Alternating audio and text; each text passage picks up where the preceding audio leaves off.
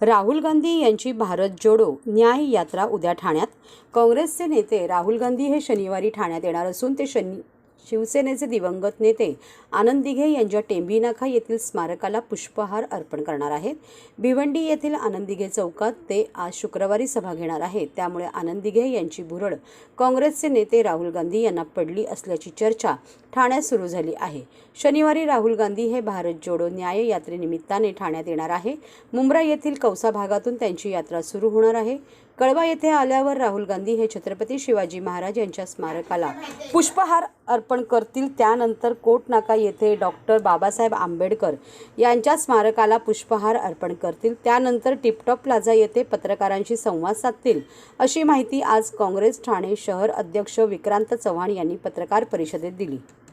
नियोजनासाठी या ठिकाणी ठाणे काँग्रेससाठी चंद्रकांतदादा पाटील या ठिकाणी आलेले आहेत। आमचे प्रभारी आणि संतोष किणी साहेब आलेले आहेत, दोन्ही प्रभारी आमचे महाराष्ट्राचे।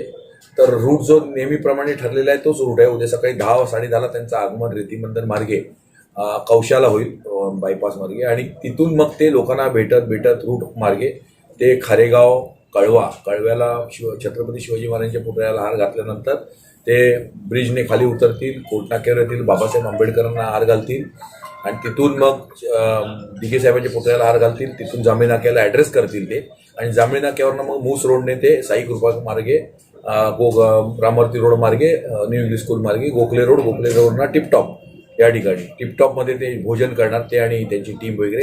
आपणही कार्यकर्त्यांना खाली भोजन केलेलं आहे। नंतर तिथे ते पत्रकारांना संबोधित करतील आणि पत्रकारांनी तिथे भोजन ठेवलेलं आहे। आज आमची बैठक होती, आम्हाला बोलवलं होतं 10 वाजता। सुरक्षा पूर्ण तयार आहे। पूर्ण प्रशासन भारताचे नेते येत असल्यामुळे हल्लेलं आहे या ठिकाणी।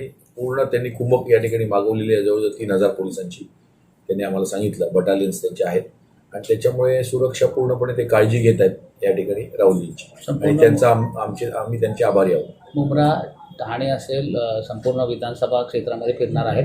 साधारणपणे किती मोठ्या प्रमाणात जे कार्यकर्ते यामध्ये सहभागी होणार आहेत? आता आज काय सांगू शकत नाही ना। आता IBचा रिपोर्ट असा आहे की 10,000च्या वर पब्लिक असेल, असा IBचा रिपोर्ट आहे। कौशापासून ते तिथपर्यंत 10-15 हजार लोक सामील होतील, 20-1,000 लोक। आता ते वाढतील, पण कमी तर होणार नाही। वाघेरी स्ट्रीटला जाणार आहेत का?